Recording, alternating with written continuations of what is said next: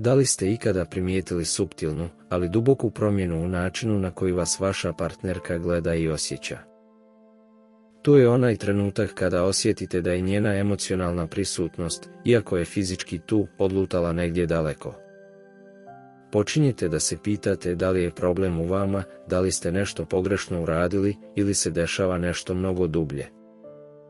Ova vrsta sumnje je posebno teška, jer vas tjera da preispitujete temelje povjerenja na kojima ste gradili vezu.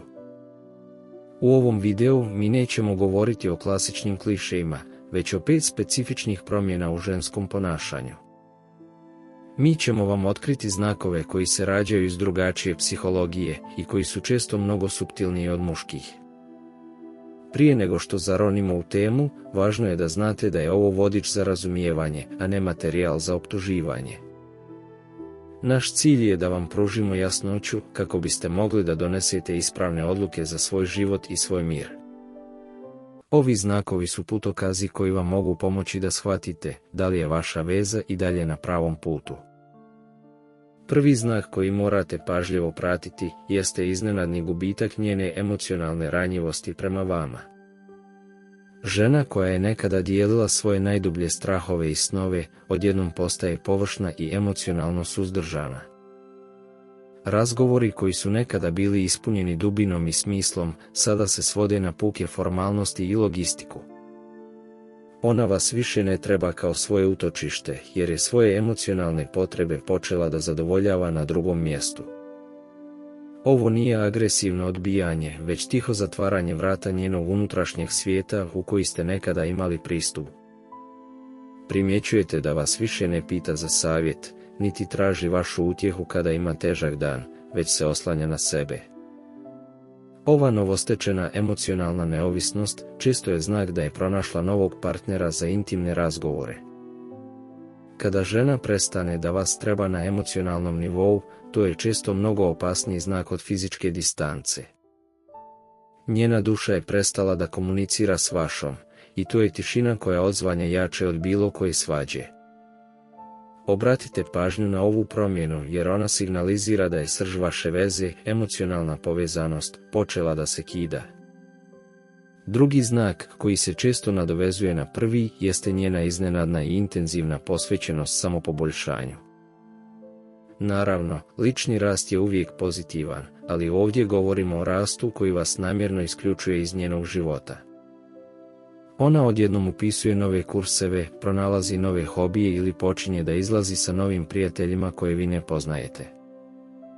Njen raspored postaje previše zauzet za zajedničko vrijeme, a vi se osjećate kao da ste postali sporedna uloga u njenom životu.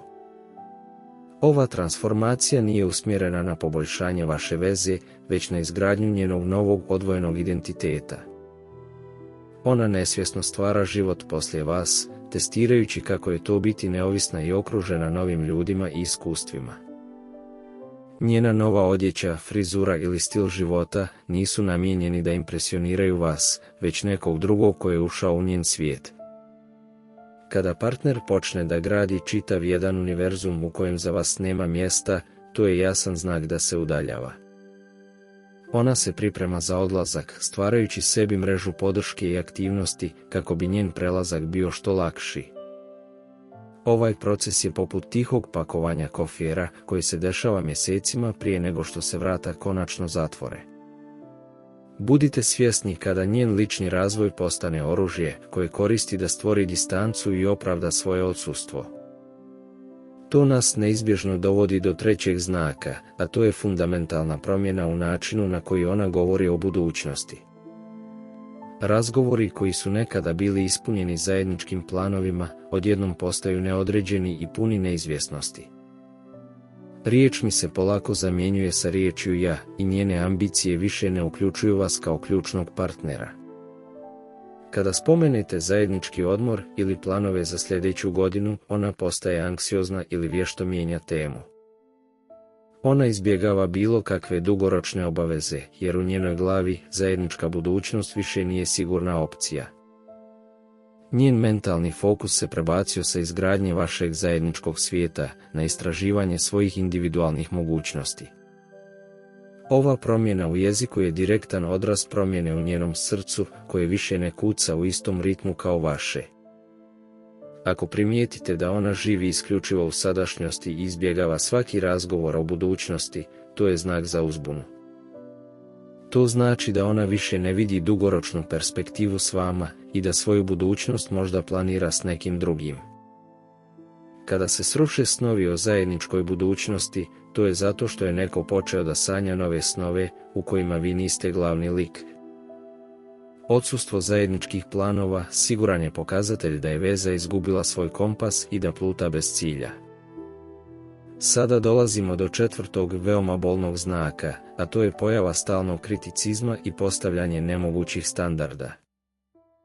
Ovo nije klasično zvocanje, već sistematsko pronalaženje mana u svemu što vi radite, govorite ili jeste. Stvari koje je nekada voljela kod vas, ili koje joj barem nisu smetale, odjednom postaju izvor njene iritacije.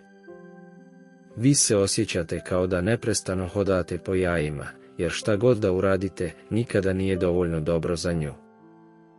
Ovo ponašanje nije odraz vaše nesposobnosti, već njen podsvjesni pokušaj da opravda vlastite postupke.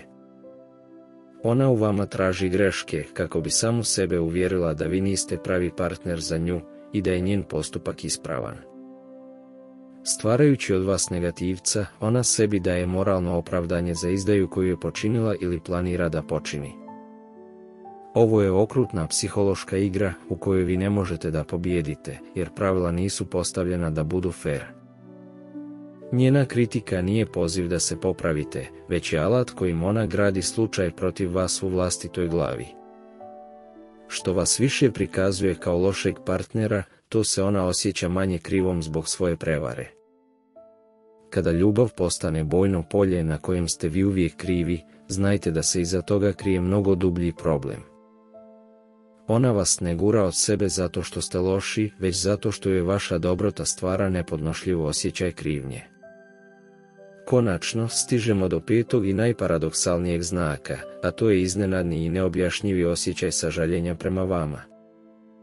Nakon perioda kritike i distance, može nastupiti faza u kojoj ona postaje neobično brižna i puna sažaljenja.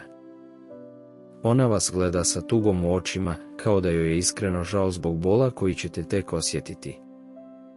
Ovo sažaljenje nije znak ljubavi, već znak njene spoznaje da je vaša veza završena, iako vi to još uvijek ne znate. Ona vas posmatra kao žrtvu neizbježne budućnosti i osjeća se odgovornom za patnju koja vam predstoji. Ovaj osjećaj je mješavina krivnje i superiornosti, jer ona zna istinu, dok vi živite u neznanju. Možda će vam govoriti rečenice poput "ti zaslužuješ bolje" ili "ja tebe nisam vrijedna", što su klasični klišeji. Ovo nije izraz njene skromnosti, već njen način da pripremi teren za konačni raskid i da umanji vlastitu odgovornost. Ona se postavlja u ulogu tragičnog heroja koji vas mora napustiti za vaše vlastito dobro, iako je istina potpuno drugačija. Ovo sažaljenje je najopasniji znak, jer vas uljuljkuje u lažni osjećaj da joj je i dalje stalo, dok ona planira svoj odlazak. Kada vas partner ne gleda više kao ravnopravnog saputnika, već kao nekoga koga treba sažalijevati, vaša veza je gotova. Zapamtite, ovi znakovi su kompleksni i suptilni, i važno je da ih posmatrate u kontekstu cijele vaše veze. Vaš cilj nije da postanete detektiv, već da postanete svjesni promjena koje ugrožavaju vaš mir i vaše dostojanstvo. Vi zaslužujete partnerku koja je u potpunosti prisutna, emocionalno dostupna i posvećena zajedničkoj budućnosti. Nikada nemojte dozvoliti da vas tuđa izdaja natjera da sumnjate u vlastitu vrijednost i sposobnost da budete voljeni. Lajkujte ovaj video ako vam je dao snagu da nastavite dalje i podijelite ga sa svima koji su prošli kroz izdaju. Potpišite se na kanal, besplatno je, vama to ne znači ništa, ali nama znači mnogo. Vidimo se u sljedećem videu.